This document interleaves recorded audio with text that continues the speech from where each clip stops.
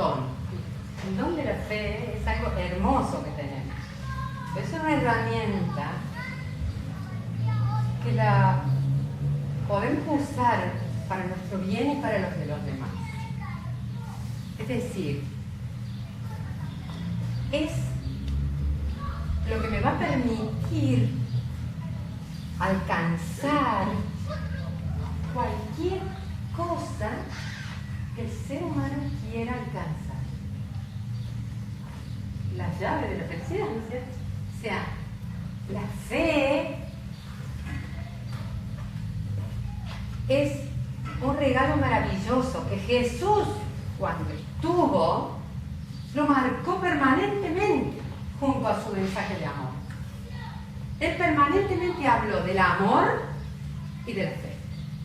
Habló del amor, habló del perdón, que es amor, habló de la compasión, que es amor, se habló del amor y habló de la fe.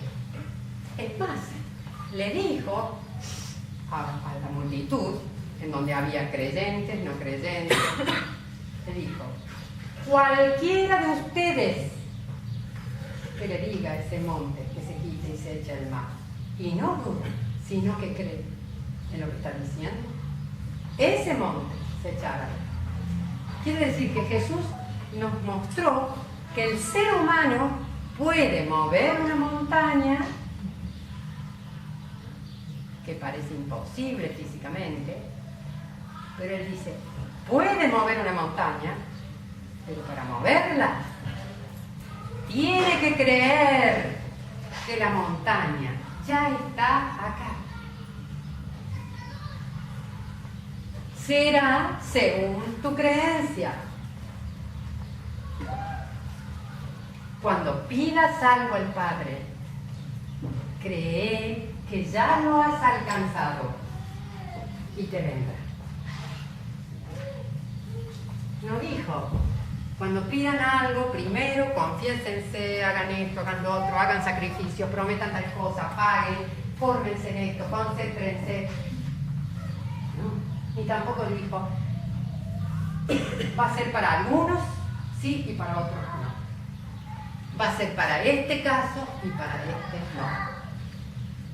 no. No habló de nada de eso. Al contrario, permanentemente nos mostró que nosotros, los seres humanos, que nos llama hijos de Dios, nosotros los seres humanos, podíamos pedirle a nuestro Padre cualquier cosa y nuestro Padre nos lo dará. No dijo a lo mejor, dijo pidan y se les dará. Pero los condicionamientos que hacemos al pedir, sí los ponemos nosotros. Y eso sí nos aleja del milagro. Por eso el libro de la fe es tan importante en ese sentido.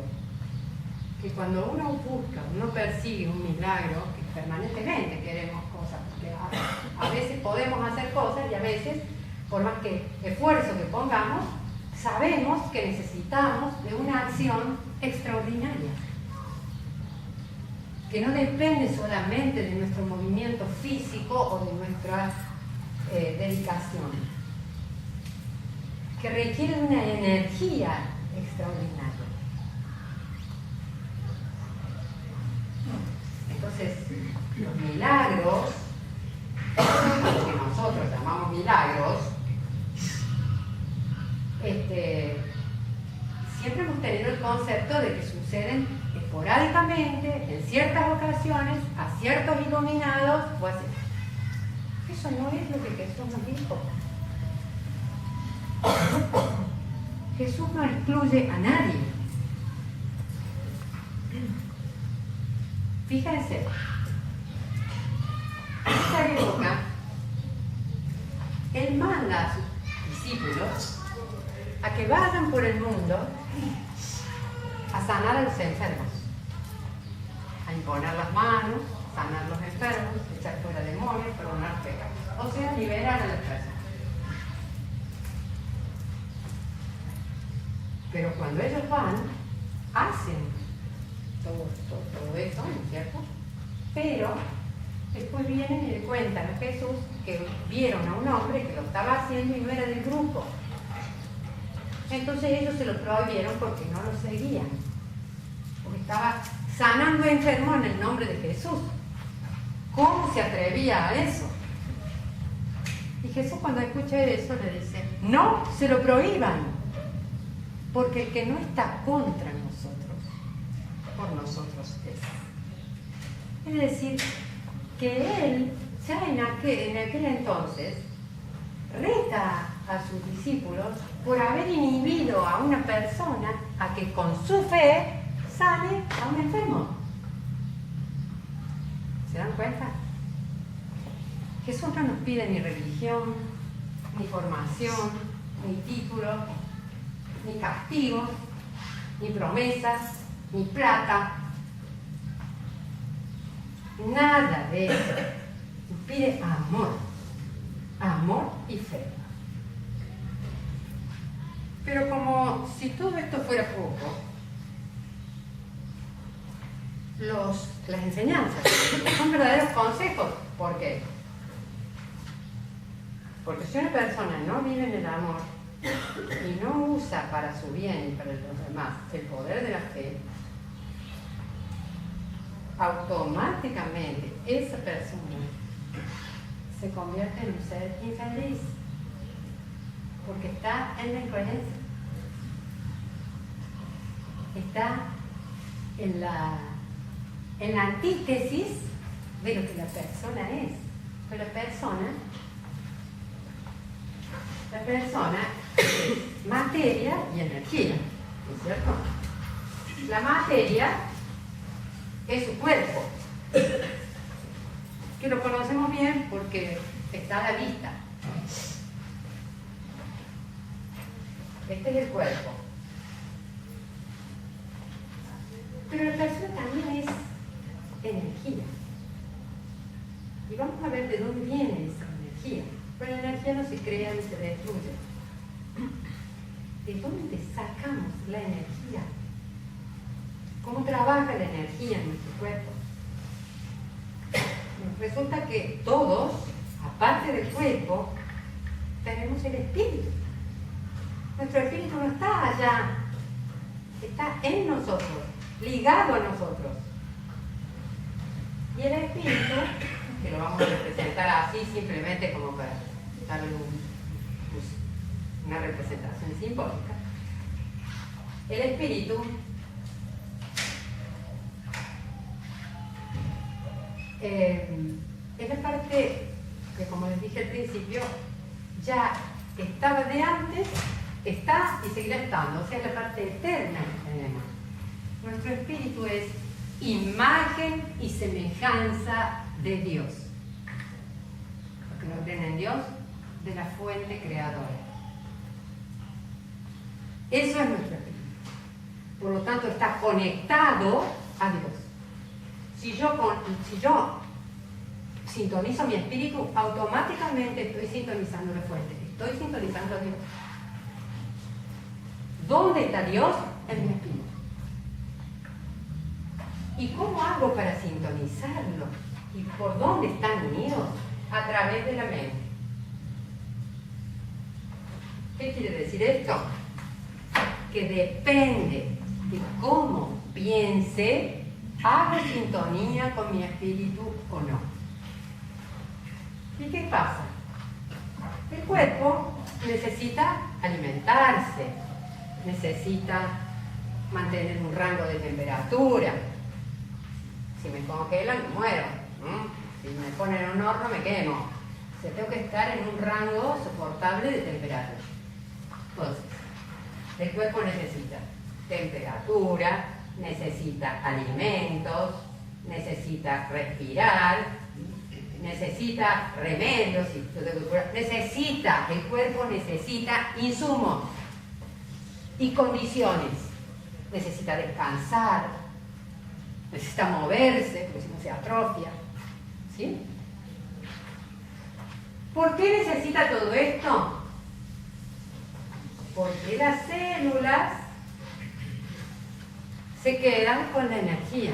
Es decir, si yo me alimento a través de la metabolización, mis células tienen energía. Quiere decir que hay una energía que viene del medio externo, ¿sí? Y que nosotros tenemos cierto dominio para adquirirlo. Pero la mente, al pensar, cuando la mente piensa, ese pensamiento, si es un pensamiento positivo, está en sintonía con la parte positiva que tengo, que es mi espíritu, que es amor. Y entonces cuando yo pienso positivamente, recibo energía de mi espíritu. Y ahí está la fuente de energía. Pero cuando yo pienso en forma negativa, no me conecto con mi espíritu. Y como ese pensamiento está demandando energía, la quita del cuerpo. Entonces, pensar bien me carga, me revitaliza. Pensar mal me descarga. O sea, me debilita. Por eso me debilita. Pensar bien es amar. Pensar mal es pensar con avidez de amor. Es decir, con miedo, con rencores, con culpas, con enojos. Uno distingue el pensamiento positivo del negativo porque el positivo nos causa mucho bienestar. Claro, de la energía que estoy recibiendo. Pero el negativo me causa mucho malestar. A todos nos gusta pensar bien, a todos nos gusta sentirnos bien. Entonces, ¿cómo hago cuando mi mente está pensando mal para revertir la situación?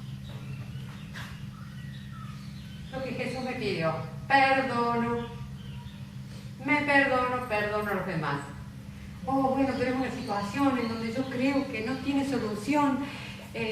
Yo estoy bien con todo, pero es que este tema no tiene solución porque... ¿Y qué te dijo Jesús? ¿Que las cosas no tienen solución? ¿O que tenés que pedirlas con fe y te las darán?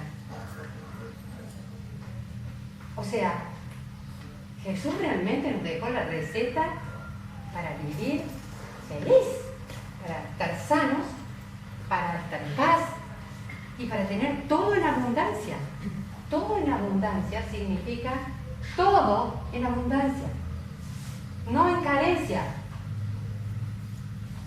Jesús nos vino a dar un mensaje para que alguien tenga muchas de estas cosas, pero carencia de estas otras. ¿Qué clase de padre creemos que tenemos? Es un padre de amor, de luz. Pero, y ahora entramos en la oración. Cuando estamos orando, cuando estamos pidiendo o alabando o lo que sea a Dios o al santo que sea, si yo no lo hago en la vibración del amor,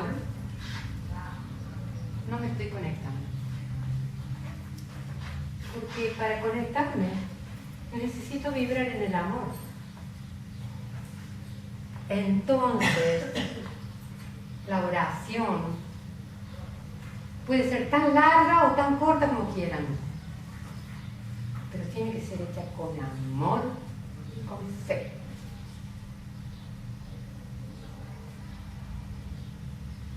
No hay nada, pero nada, que pueda decir que no se puede alcanzar, porque no, un hijo de Dios puede alcanzarlo todo. Por supuesto que mientras dure nuestra vida, nosotros tenemos una duración limitada. Nadie se va a quedar eternamente acá, en este cuerpo. Pero mientras tengamos nuestro cuerpo, estamos en nuestra misión de vida, que es amar.